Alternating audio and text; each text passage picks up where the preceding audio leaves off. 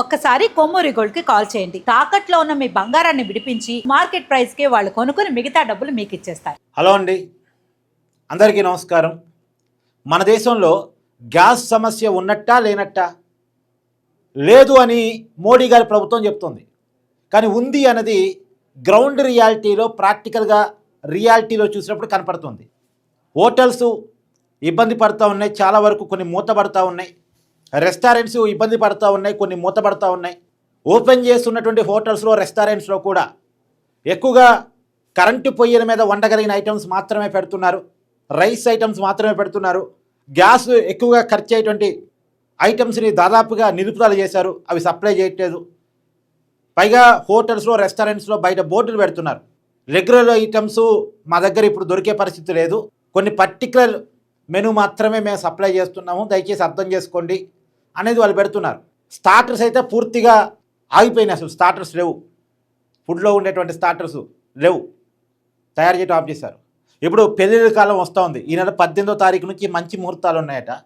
దాదాపు ముందుగా బుక్ చేసుకున్న వాళ్ళు కొంత ఓకే, కానీ కొత్తగా బుక్ చేసుకునే వాళ్ళకి అసలు బుకింగ్స్ కూడా లేవు. పెళ్ళిళ్ళు వాయిదా వేసుకోవడం మంచిది అనేది ఇస్తున్న సలహా. ఎందుకంటే పెళ్ళిళ్ళు అంటే పెద్ద ఎత్తున భోజన కార్యక్రమాలు ఉంటే దాని పెద్ద ఎత్తున గ్యాస్ ఖర్చు అవుతుంది.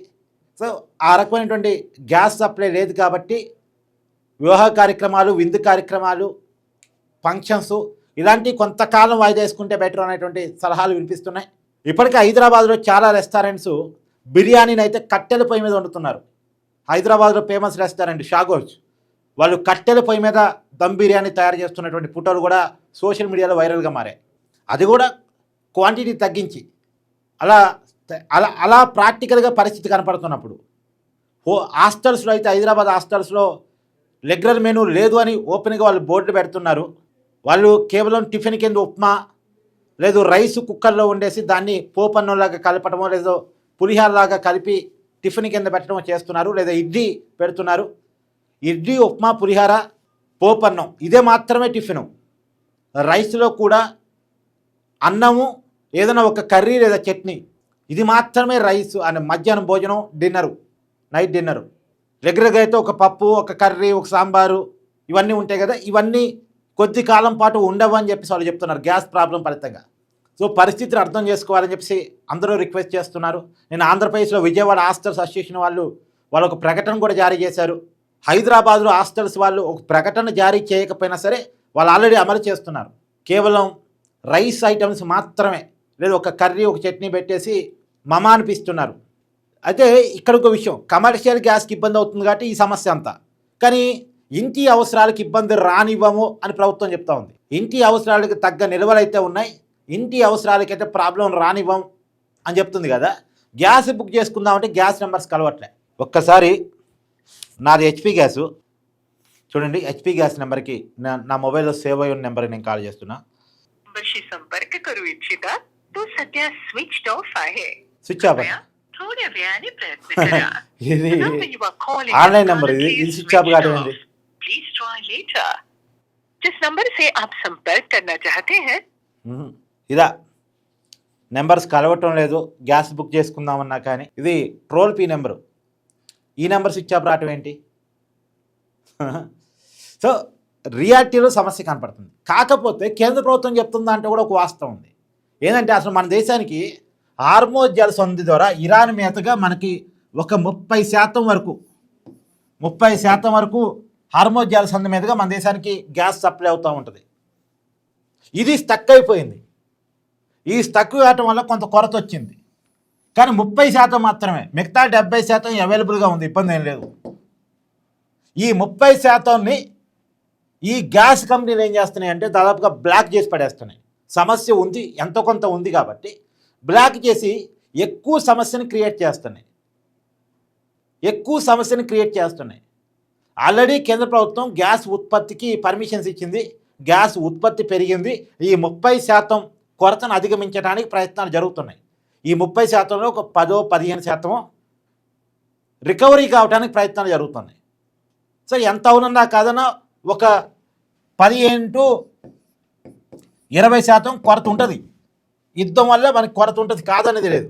కానీ మొత్తం సమస్య ఇప్పుడు మనకి 70% సమస్యలాగా కనపడుతుంది. సమస్య 70% కాదు, కేవలం 15-20% ఉండాలి, కానీ 70% సమస్యలాగా మనకు కనపడుతుంది. ఎందుకు కనపడుతుంది? గ్యాస్ కంపెనీలు గ్యాస్ను బ్లాక్ చేయటం వల్ల. ఇప్పుడు బయటట కొంతమంది చెప్తున్నారు, మామూలుగా 1800కి దొరకాల్సిన గ్యాసు కమర్షియల్ గ్యాసు 4800కి అమ్ముతున్నారట. అంటే 3000 ఎక్కువ అమ్ముతున్నారు. మరి గ్యాస్ కొడుతున్నప్పుడు 4800కి కూడా దొరకకూడదుగా. గ్యాస్ బండి ఉంటే 1800కి అమ్మాలి, లేకపోతే ఎవడు చేయగలిగింది ఏం లేదు. కానీ 4800కి అమ్ముతున్నారంటే గ్యాస్ ఉంది కానీ బ్లాక్ చేస్తున్నారు. ఉంది, కొరత కొంత ఉంది, అట్లని పూర్తి స్థాయిలో కొరత ఏం లేదు. సమస్య అసలు లేదని నేనే చెప్పట్లేదు, సమస్య ఉంది, సమస్య ఉన్నమాట వాస్తవం. ఇరాన్ వర్సెస్ ఇజ్రాయెల్ అమెరికా యుద్ధం ఫలితంగా ఇరాన్ హార్మోజ్ జలసంధిని మూసివేయటం ఫలితంగా అటువైపు నుంచి మనకి రావాల్సిన సప్లై అంతా ఆగిపోవటం ఫలితంగా సమస్య క్రియేట్ అయిన మాట వాస్తవం. సమస్యని పరిష్కరించడానికి మన ప్రభుత్వాలు కూడా ముందస్తు జాగ్రత్తలు తీసుకోకపోవడం ఫలితంగా అసలు గ్యాస్ ఏజెన్సీని పూర్తిగా అత్యవసర పరిస్థితి కింద ప్రభుత్వం తన స్వాధీనం చేసుకొని డెలివరీ అంతా ప్రభుత్వ ఆధీనంలో పెట్టుకోవాల్సిన పరిస్థితుల్లో పెట్టుకోకపోవడం ఫలితంగా సమస్య క్రియేట్ అయిన మాట వాస్తవం. ఈ సమస్య క్రియేట్ అయిన తర్వాత దాన్ని ఆసరాగా తీసుకొని బ్లాక్ మార్కెటింగ్కి కొన్ని గ్యాస్ కంపెనీలు, కొన్ని గ్యాస్ ఏజెన్సీలు తయారైపోయాయి. బ్లాక్ మార్కెట్లో గ్యాస్ని అమ్ముతున్నారు. ఇదే జరుగుతుంది. మీరు డెలివరీ బాయ్ని పట్టుకోండి, గ్యాస్ ఏజెన్సీని పట్టుకొని గ్యాస్ దొరికింది, వాడికి ఉన్న ప్రైస్ కంటే డబల్ ఇస్తామనండి, మీ ఇంటికి బండి వచ్చేస్తుంది. ఎట్లా వస్తుంది మరి? లేదంటే అసలు ఎలా చేసినా లేకుండా ఉండాలి. లేదు అన్నప్పుడు డబల్ రేట్ ఇచ్చినా, త్రిబుల్ రేట్ ఇచ్చినా, లేదంటే లేదు. ఇంకా అంతే. ఉంది అంటే మా ఊరు రేటుకే సప్లై కావాలి. అంటే డబల్ పెడితే, త్రిబుల్ పెడితే రేటు సప్లై అవుతుందంటే గ్యాస్ ఉంది కానీ బ్లాక్ చేశారని అర్థం. ఇప్పుడు అదే జరుగుతుంది. సమస్య కొంత నిజమైతే ఎక్కువ అబద్ధం.